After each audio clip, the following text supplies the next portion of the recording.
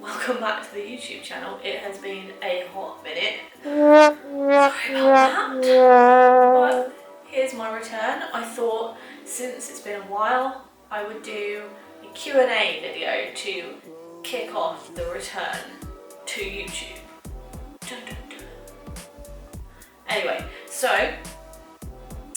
I asked you guys on Instagram for questions to answer for this video, and let's get to it, I guess. So the first question here is, what's your fave food? Now, to be honest, I really like food, and this is really hard. Chocolate, tacos, pizza, burgers and fries, steak. There's too many choices, but I am kind of a chocolate fiend, so I guess if you want to count that as food, I'm gonna have to go with chocolate. How do you get yourself to the gym consistently, especially now that you're working from home? I just scheduled it in, to be honest, so the biggest tip that I give people, and this goes for my clients as well, and they're trying to build a fitness lifestyle, is just to schedule your workouts in and like your meal prep and your walks as if they are #1 priority, non-negotiable parts of your weeks, parts of your days, and just see it like that instead of like an additional chore that you have to fit in somehow. Prioritize that first and then schedule the rest of your time around it. Dave says cats. Yes, cats, always cats. Can you overeat protein? I mean, that would be really hard to do. It would be really hard to eat protein in harmful amounts because protein is so filling. And you would have to get so much for it to do any harm. It's like, you ever heard that story about that guy who died from eating carrots? Like, he literally was ingesting like tons of carrots every day. He was juicing them, he was having carrot smoothies, he was eating carrots. He literally wouldn't have anything other than carrots, and he turned orange, and it took him fucking months before he actually died. So like, it would take a lot of doing to overeat protein. If you eat more protein than your body like actually needs in a day and knows and has anything to do with, it'll just get rid of it. So I wouldn't worry about that. How do you grow muscle on your legs? Training, progressive overload with your training, and eating enough protein and enough calories overall to gain. So yeah, pretty basic, but there are no quick fixes, you guys. This is pretty much why people don't like to listen to me, I guess, because there are no quick fixes. I'm not going to tell you that there's something else you can do to make it happen quicker, because there isn't. Just be consistent. Which would you choose? You never get hungry or never get sore after working out? I mean, I like food, so maybe never get sore, but I don't usually get sore that often these days anyway, because soreness is not an indication of a good workout. It doesn't indicate muscle growth.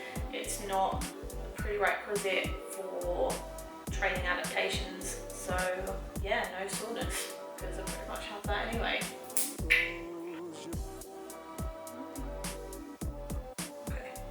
Okay. Is there any particular exercises or tips to help get rid of stubborn back fat? In brackets, spare tire. No particular exercises can ever spot reduce fat, so you can't target where you lose fat. It will be genetics and your body, where your body decides to store fat. It will lose usually kind of a little bit from everywhere, so you'll have to just keep being in a calorie deficit, keep losing fat until that area that you don't like is gone. Best tip I can give you for fat loss in general is to So that's literally it, it's that basic. What's your opinion on these diet coffees going around at the moment? I actually don't know what you're talking about. But it sounds like another fad and I would ignore it. I mean, coffee itself has like 0 calories. It only has calories in it if you add like milk or syrup to it. So why you would need a diet coffee, I don't know. Unless you're talking about some kind of coffee that is marketed as literally something that helps you lose weight, in which case it's definitely bullshit and don't waste your money. Do you have any tips for bad day coping mechanisms? I normally stress like mad or bottle it up. We're all different and we're all going to deal with stress and stuff differently. Best thing I can recommend is to use your workouts to help you de-stress. And aside from that, maybe if it's like a rest day or something, or you just don't feel like going, I recommend keeping a gratitude journal or journaling in general, your feelings and thoughts. That can help, just getting it out of your head helps. Also practice meditation, mindfulness. It sounds like woo-woo or whatever, but honestly, I'm not really one for meditation and stuff, but it does really help. So even I try and do like 10-15 minutes a day, and it really helps me to clear my head and feel better. Getting outside for walks is great as well. If you can just get out of the house, get into some fresh air, that's going to really help you as well. Or just talking about it, you know, if you've got a close friend or partner that you can offload to, if you've got somebody like that that you can talk to, that in itself can be really, really helpful. Can you recommend any good knee? I'm guessing you mean wraps or sleeves. Yeah, so I would go with Strength Shop or Slingshot are good ones. You don't need to spend loads and loads of money, but the cheaper, like with everything, the cheaper it is, probably the shitter it is. So how bad is it if your BMI says you're overweight? I'm starting to overthink that. Right, BMI is low crap, so ignore it. Especially if you lift, especially if you have muscle or you're trying to grow muscle. BMI doesn't take into account muscle mass. It only assumes that you have base levels of muscle mass and that any additional weight on your body is coming from fat tissue. So it's going to be wildly inaccurate for anybody that has any decent amount of muscle. So if you're trying to build muscle in the gym, which I know you are, then ignore BMI. It literally means nothing. I'm overweight according to BMI. So there. Can you recommend good core workouts? Yeah, so the best ones, my favorites, the ones that I usually program for my clients, are going to be planks, side planks, Pallof press, maybe farmer walks. Reverse crunches are pretty good if you're trying to grow and develop your ab muscles. Bear in mind that if you can't see your abs now, it's because you've got a layer of fat over the top of your abdomen. It's not because you don't have abs, because everyone has them. So there's no point in doing things like reverse crunches to grow and develop your abs and the shape of your abs while you've still got that layer of fat. So I would lean out first before even bothering with that one. But for generally for like core strength, which is the best thing you can do, because that's going to protect your back and also just make you better at lifting stuff. Like I said, Pallof press, planks, side planks, bird dogs are great. The McGill Big Three, I actually have been doing those every day. So if you don't know what those are, definitely look them up. I'll try and link it somewhere. For a fat loss goal, where do I even start? I'm so new to this after following fatty diets. Welcome to the dark side. No, seriously, I'm joking. Fad diets, boo here. So welcome to, you know, the honest truth. Literally all you need to do, babes, is be in a consistent calorie deficit.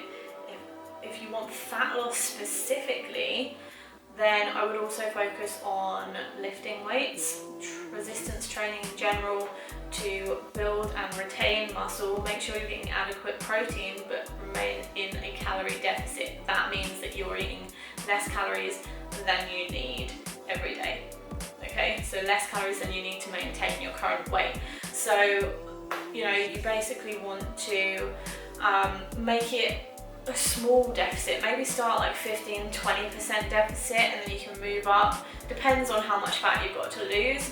But I would recommend, especially if you're kind of new to this, not to be aggressive with it and to do a longer, slower process.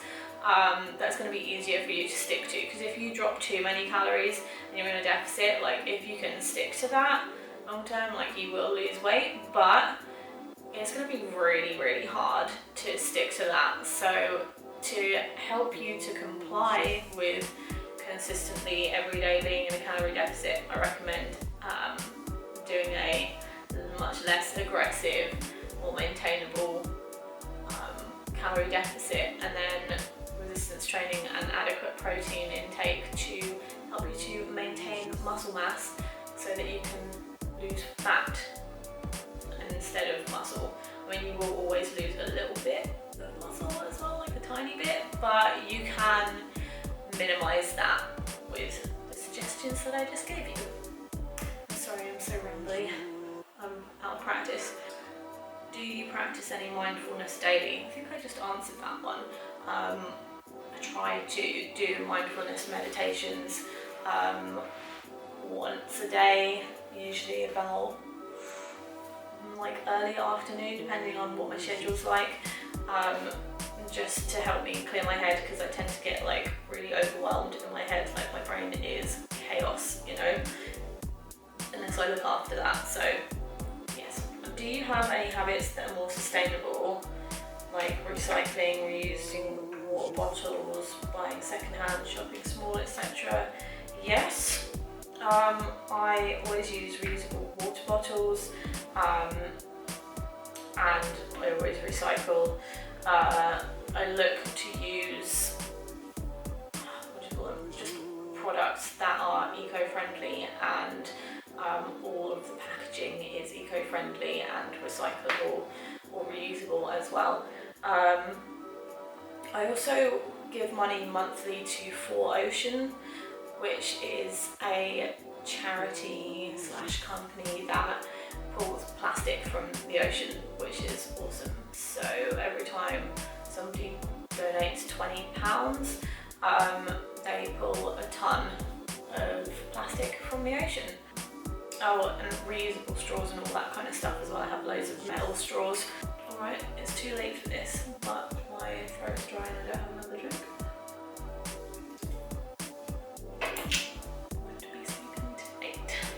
What are your favourite outside of gym activities? Working. That makes me sound really sad. Reading. I have a ton of books. I have so many that I need to read. And video games, obviously. Yeah, man, like that's about it. I know that sounds really sad, but apart from like hanging out with friends, not so much this year because Rona, and you know, games and books, your girl just kind of works and trains, and that's about it. Sounds so sad. What is something you've been not the best at sticking to? Habits that you're working on improving, etc.? Definitely getting up early. I was in a really good place with getting up every day at like 5 a.m.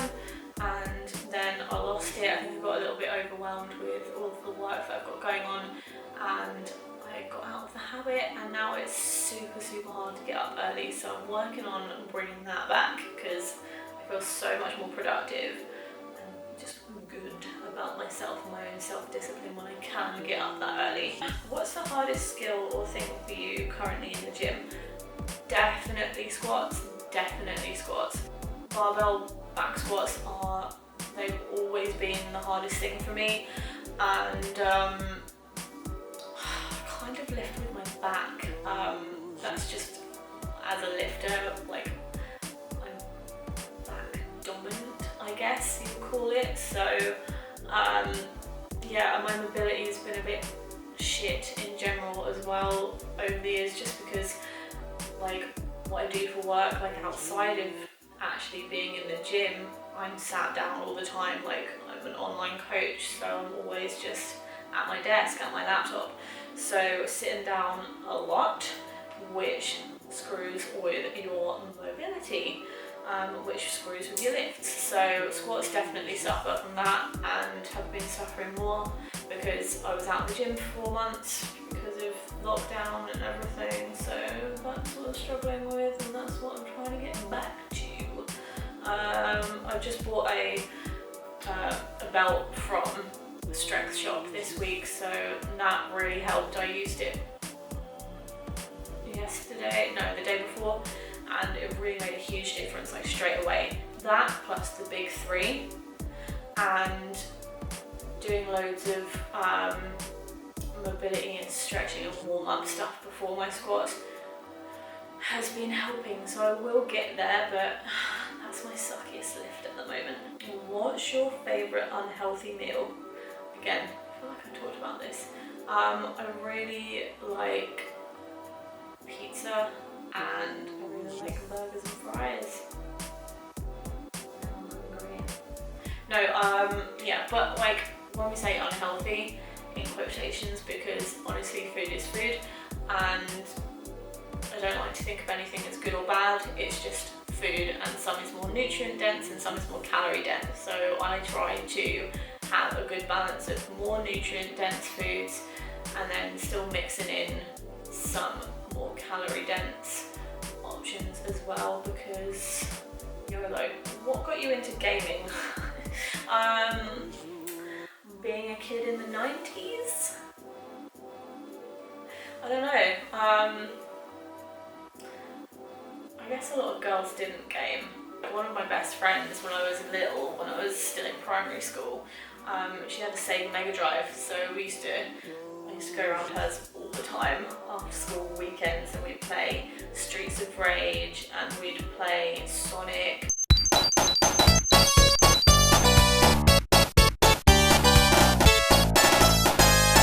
And Columns, and I just fucking loved it, to be honest. I just was hooked to that shit.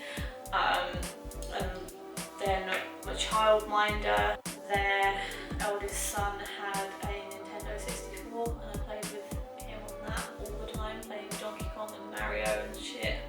And then we got a PC when I was 7 or 8 or something like that, and then I was playing Tomb Raider and Croc and The Sims, and man, I love video games.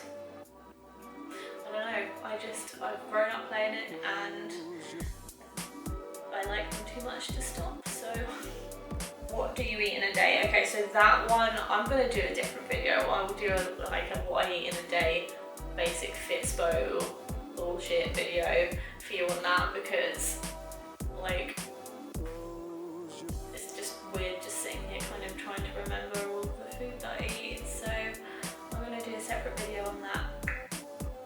Foot stretching. Yeah, okay, so this is a client of mine who's asking me about this. She thinks it would be beneficial for everyone to hear about it, because I was telling her about this on her coaching call the other day.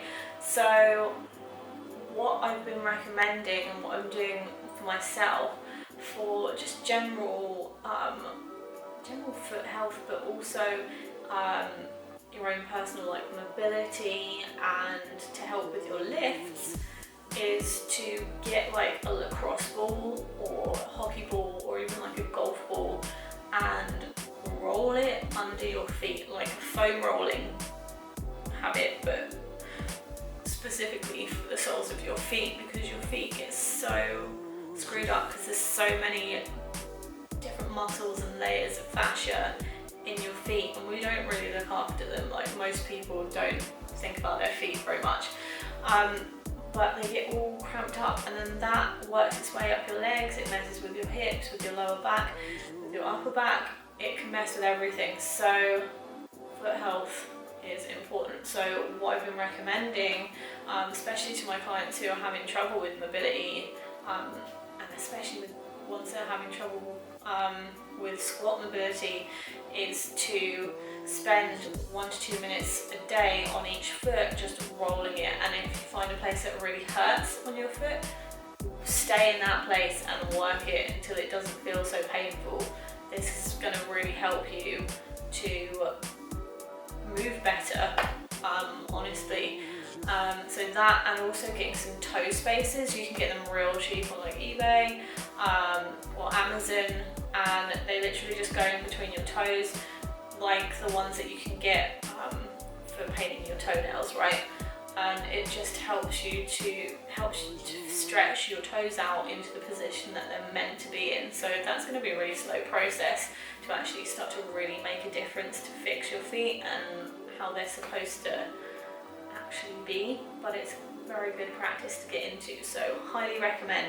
Painful but worth it. So thank you so much for your questions. If you have any other questions, please let me know below, and let me know what you want to see next on here, because I've got loads of ideas, but I want to hear your ideas. So thanks guys. Don't forget to subscribe to my channel so you don't miss more,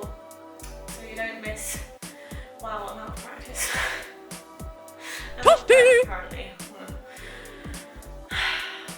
Don't forget to subscribe to my channel so that you don't miss new videos, and turn notifications on.